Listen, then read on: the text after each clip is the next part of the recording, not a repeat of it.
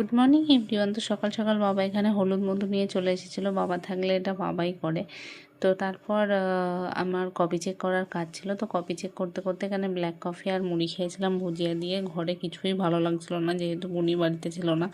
তো তারপর একটু ছাদে চলে গেছিলাম। ছাদে গিয়ে দেখি সরস্বতী পুজোর সময় দেওয়ার আলপনাটা এখনও পর্যন্ত কত সুন্দর আছে। তো যাই হোক, নিজে আলপনাটা দিয়েছিলাম, বেশ ভালোই লাগছিল দেখতে। তারপর এখানে এসির ওপরে দেখলাম যে নানা রকমের ডাল রোদে দেওয়া রয়েছে। তো সেগুলোকে একটু নাড়িয়ে চাড়িয়ে দিচ্ছিলাম যাতে পুরো ডালগুলোই ঠিকমতো রোদটা পায়। তো ছাদে তারপর অনেকক্ষণ ঘোরার পরে কি করব ভাবতেই দেখলাম নিচে গিয়ে বাবা এখানে বিটরুটগুলো কাটছিল। তো আমি বাবাকে বললাম যে ঠিক আছে, তুমিই তো জুসটা বানাও, আজকে আমিই বানাই। এই নিজে থেকে দায়িত্ব নেওয়ার কারণ একটাই, যে আমার কোনো কাজ ছিল না, কি করব ভাবতে এইগুলো করছিলাম। তো তারপর মা বাবাকে দিয়ে নিজে খাচ্ছিলাম। আর দেখো এখানে ন্যাচারাল লিপস্টিক হয়ে গেছে ব্যাপারটা।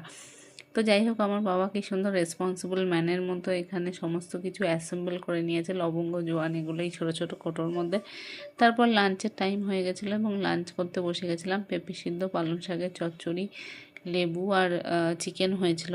যদিও জানি বোন মামার বাড়িতে খুব ভালোই আছে, কিন্তু তবুও এই চিকেনটা যখন খাচ্ছিলাম তখন বোনের কথা খুব মনে পড়ছিল, কারণ ও চিকেন খেতে খুব ভালোবাসে।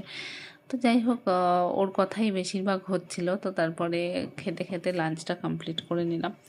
লাঞ্চ করার পর বাবা এখানে দুটো লেবু দিয়ে গেছিলো, আর সেটাকেই আমি এখানে ফুল বানিয়ে এরকম করেছিলাম। খুব সুন্দর লাগছিল দেখতে।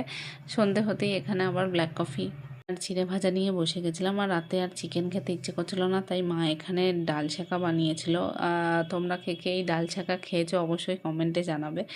আর এই ডাল ছাঁকা দিয়ে ভাত খেতে ভীষণ ভালো লাগে। তো আমরা ডিনারে এই ডাল ছাঁকা আর একটু চচ্চড়ি দিয়ে আর একটু পেঁয়াজও নিয়েছিলাম, সেটা দিয়েই ভাত খেয়েছিলাম। তো তোমাদের ব্লগটা কেমন লাগলো জানাবে। সকলেই ভালো থেকো, টাটা।